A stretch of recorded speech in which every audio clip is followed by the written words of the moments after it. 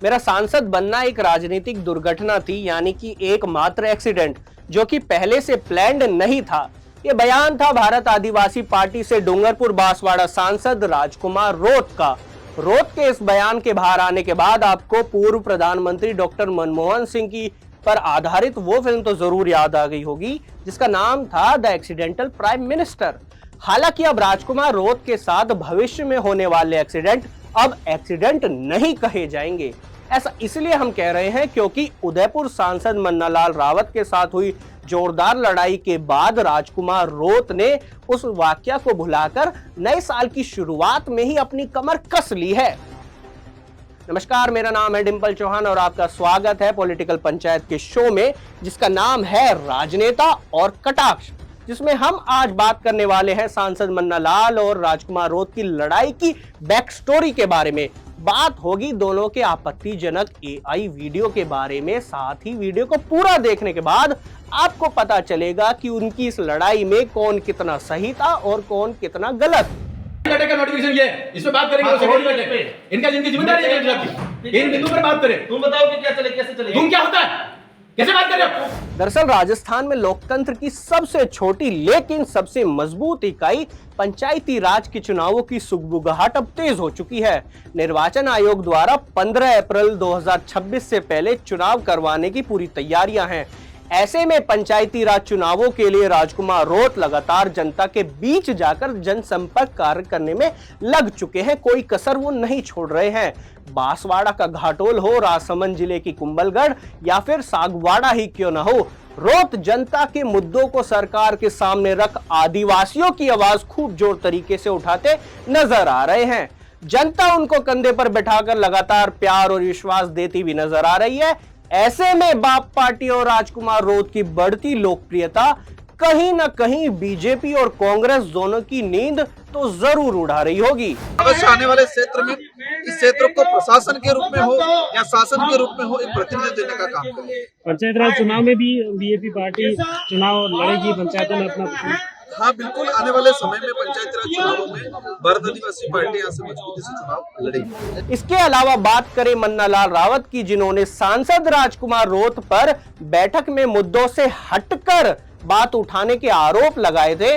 उनका 10 महीने पहले का ये वीडियो भी जरूर देखें, जहां पर एमएलए उमेश डामोर बाप पार्टी से भी वही मौजूद थे। वही उमेश डामोर, जी हां वही उमेश डामोर, जिन्होंने मन्नालाल रावत को धमकी देते हुए कहा था लड़ना है तो बाहर आ जाना। वो रांची है झारखंड की राजधानी, वहां का एक चर्च है, द कैथोलिक चर्च है। द कैथोलिक चर्च ने लिखा पहली बार धर्म कोड चाहिए और धर्म कोड की मांग पहले चर्च ने की और वो चर्च वो सारी बातें की और उस बात को चर्च की बात झारखंड की बात लाके बेनेसर में डाल दी और हमारे वागड़ में डाल दी और ये कहा आदिवासी हिंदू ने चर्च कोड चाहिए। अरे महाराज, चर्च की बातें क्यों करते हो? एक पादरी की बात क्यों करते हो?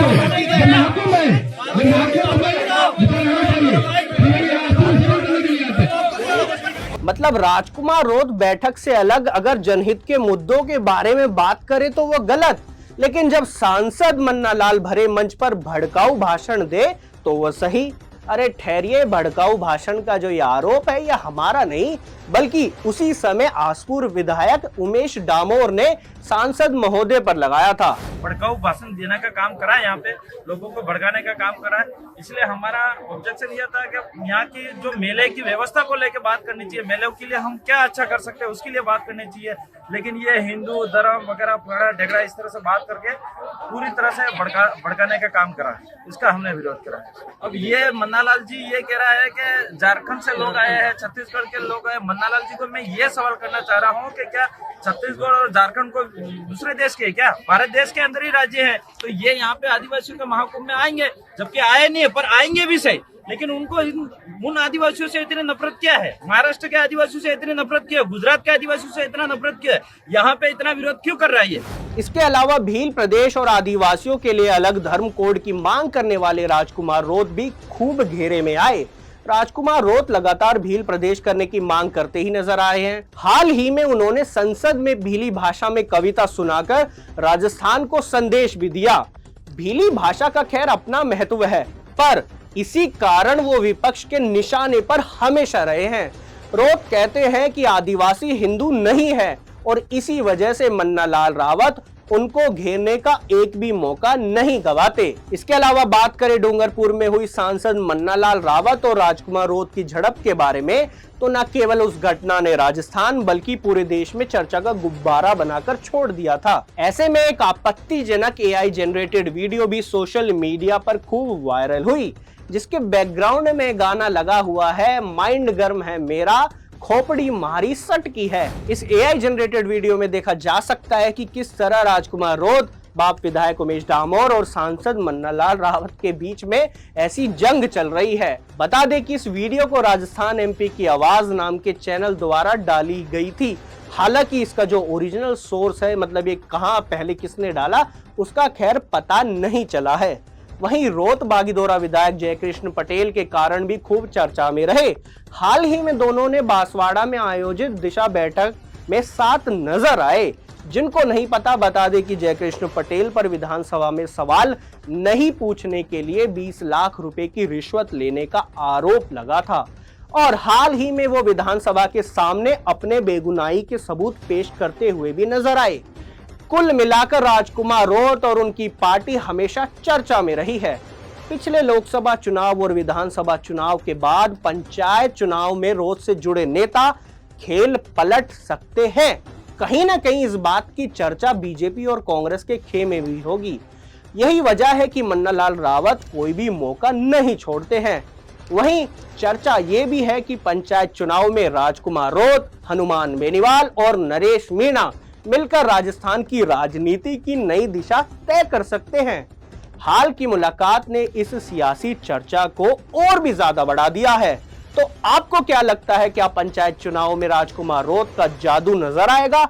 आप कमेंट बॉक्स में बताएं। क्या आदिवासियों के लिए रोत की अलग धर्म कोड और भील प्रदेश की मांग क्या जायज है? इसके अलावा ये भी जरूर बताएं कि क्या 10 महीने पहले जो मन्ना लाल रावत का वो भाषण था जिसमें उन पर भड़काऊ भाषण देने का आरोप लगा, उस घटना और डूंगरपुर की दिशा बैठक में जो जोरदार लड़ाई हुई थी रोत और रावत के बीच में, उसमें आखिरकार कितनी सिमिलैरिटी है? क्या वो हंगामा पहले से प्री प्लान्ड था? क्या रोत का बयान जिसमें उन्होंने कहा था दिशा बैठक में बखेड़ा करने आए हो, क्या वो आरोप रोत का सही था या नहीं? खैर आज के लिए बस इतना ही। चैनल पर नए हैं तो सब्सक्राइब जरूर करें और पुराने साथी हैं तो वीडियो को लाइक करना ना भूलें। तब तक के लिए देखते रहिए पॉलिटिकल पंचायत।